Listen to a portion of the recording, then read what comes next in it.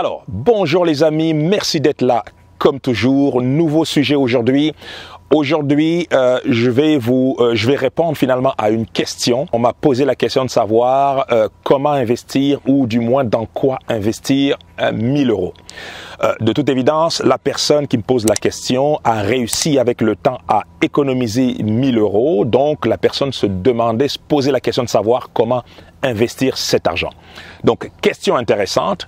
Et bien, la réponse que je vais donner à cette question est valable aussi bien pour 1000 euros que pour 5000 euros ou pour 10 000 euros. C'est une question de concept. Donc, premièrement, cette question, avant même d'aller dans le détail, cette question est posée souvent par une personne qui a peu de connaissances relativement à l'investissement. Donc, avant de poser la question à quelqu'un de savoir quoi faire avec 1000 euros, donc dans quoi investir, ça sous-entend que je ne sais pas comment investir, je ne sais pas où mettre mon argent, mais je veux quand même investir. Donc, il y a un gros problème à ce niveau-là. Voilà. Donc, la réponse que je donne à la personne, c'est de savoir, premièrement, est-ce que donc à la personne, est-ce que tu as une dette quelconque? Pourquoi c'est important, avant même de penser à investir, attaquer ses dettes? Exemple, si vous avez une dette avec un taux d'intérêt de 6% par exemple et que vous vous lancez dans l'investissement et avec un taux de rendement de 3 ou 4%, vous voyez que ce n'est pas un bon placement parce que d'un côté, vous perdez beaucoup plus d'argent sur votre dette par rapport aux gains que vous faites. Donc, l'élément dette est un élément extrêmement important. Donc, il faut déjà attaquer ces dettes dans un premier temps et aussitôt qu'on n'a plus de dette, donc dans le cas de cette personne, la personne n'avait pas de dette, on peut parler maintenant d'investissement. Parlons d'investissement maintenant. Quand vous posez la question à quelqu'un de savoir dans quoi investir, il y a un gros problème. Le problème, c'est que vous ne savez pas quoi faire. Eh bien, si vous ne savez pas quoi faire, ça veut dire que vous n'êtes pas familier avec le monde de l'investissement et il faut commencer dès le début. Ça veut simplement dire qu'il faut savoir quoi faire en termes d'investissement, donc apprendre. C'est extrêmement important. Donc, la réponse que je donne à cette personne est la suivante. Vu que tu me poses la question, c'est parce que tu ne sais pas quoi faire avec ton argent. Et si je te dis quoi faire avec ton argent, premièrement, tu vas te lancer dans quelque chose que tu ne maîtrises pas et il y a de fortes chances de perdre son capital de cette manière. Donc, il faut commencer par le début. Ça veut dire s'informer. Quelqu'un qui commence à zéro, le meilleur moyen de s'initier au monde de l'investissement, c'est par la lecture. J'ai recommandé 4 livres à cette personne. Donc, la personne, donc je l'ai motivé à acheter 4 livres qui parlent d'immobilier, de bourse, d'investissement, dans la création d'entreprises en ligne et on parle et un 4e livre qui parlait d'investissement exotique. Donc, il faut déjà commencer par les débuts et c'est aussi une manière d'investir. Dans ce cas-là, on parle d'un investissement minimal. On peut parler un livre en moyenne 20-25 euros le livre. Donc, on parle d'un investissement initial de 100 euros pour se former, pour investir sur soi-même dans un premier temps. Voilà, donc c'est le début et pour toute personne qui se pose la question de savoir quoi faire avec 1000 euros, posez-vous la question, soyez franc avec vous-même. Est-ce que vous avez une certaine connaissance dans différents leviers d'investissement? Sinon, commencez par vous former.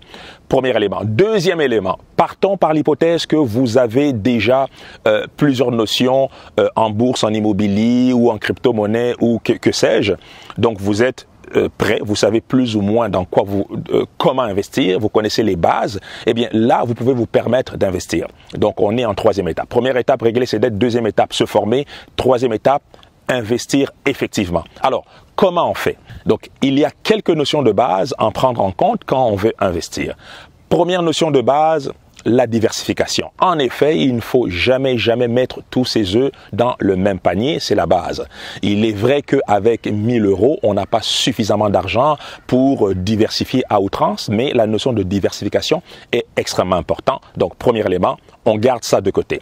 Deuxième élément, on n'a que 1000 euros. Eh bien, on veut quand même avoir un rendement intéressant. Dépendamment de où est-ce qu'on se situe sur cette planète, 1000 euros peut représenter un montant important ou un montant plus ou moins important d'argent. Mais il est clair que 1000 euros, on veut mettre notre argent sur un investissement éventuellement explosif, donc capable de nous donner des plus-values rapides. Voilà.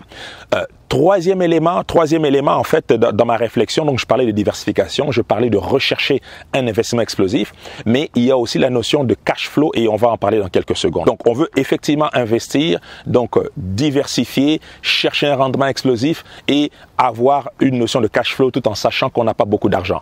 Concrètement, quels sont les éléments, quels sont les leviers d'investissement qui peuvent nous permettre de réunir ces éléments? La bourse.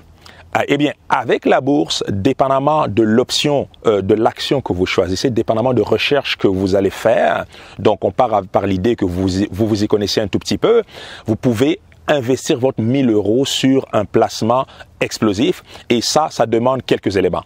Savoir faire une analyse fondamentale et technique sur l'action que vous allez acheter.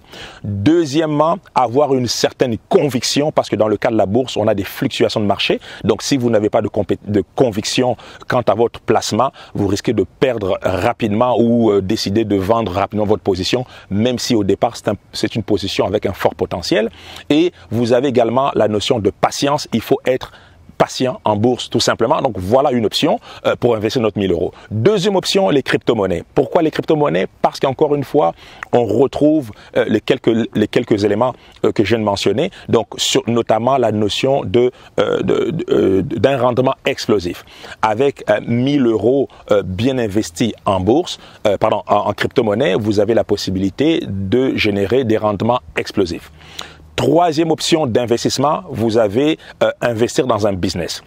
Autrefois, pour investir dans un business, il fallait acheter, investir dans un bâtiment, embaucher des employés, acheter du matériel, etc., etc. Il est évident qu'avec 1000 euros, on ne va pas très loin avec ce type d'investissement dans un business. Mais heureusement, aujourd'hui, en 2019, il est possible d'investir dans un business avec très peu d'argent, notamment un business en ligne qui peut demander quelques centaines d'euros d'investissement pour commencer tout simplement. L'avantage du business en ligne comparativement aux deux autres options d'investissement que sont la bourse et les crypto-monnaies, le business en ligne, vous ne cherchez pas un gain en capital, mais vous cherchez plutôt un cash flow. L'élément cash flow est extrêmement important quand on oppose le cash flow et le gain en capital. Le cash flow est un élément extrêmement important parce qu'il peut plus facilement vous aider à nourrir vos investissements que sont la bourse et éventuellement les crypto-monnaies. Donc, je recommande vivement, en tout cas moi, la proposition que je fais à cette personne, c'était de s'intéresser vivement à l'option des business en ligne, tout simplement. Donc, eh bien, j'ai commencé en vous parlant de la notion de diversification. Dans un monde idéal, il ne s'agit pas de prendre le montant d'argent au complet. Donc, on partait de 1000 euros, 100 euros investis dans la formation, donc notamment des livres, et le montant restant, on peut l'utiliser comme investissement, mais il est évident qu'on ne met pas les 900 euros dès le départ dans un business en ligne parce qu'en ce moment-là, on ne diversifie pas. Donc, il est très important de diversifier. Heureusement, dans le cadre du business en ligne, ça ne demande que quelques centaines d'euros pour commencer.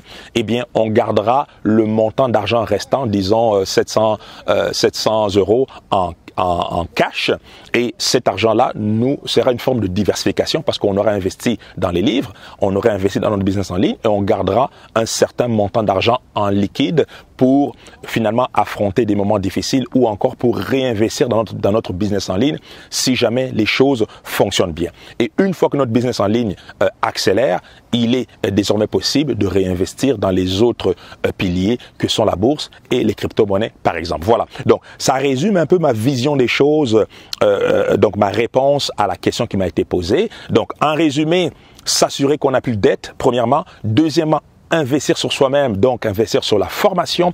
Et troisièmement, investir sur des leviers qui ne demandent pas beaucoup d'argent, mais qui ont le potentiel de nous générer soit un cash flow intéressant ou soit une plus-value, donc un gain en capital explosif, tout simplement. Voilà. Donc j'espère que ça a pu vous aider si vous aussi vous posez ce type de questions et je vous reviens très rapidement pour un nouveau sujet, une nouvelle vidéo. Toutefois, n'oubliez pas, j'ai lancé mon premier e-book, donc 10 bonnes raisons de devenir investisseur. Regardez le lien au bas de la vidéo. Donc, vous avez juste à cliquer sur le lien, vous rentrez votre courriel et vous allez recevoir un document PDF, 10 bonnes raisons de devenir investisseur. C'est un petit livret qui se lit très bien et qui vous donnera une certaine certaine vision quant au fait de devenir investisseur tout simplement. Donc sur ce, je vous dis à très bientôt pour une nouvelle vidéo. Santé, amour, bonheur et prospérité. À très bientôt.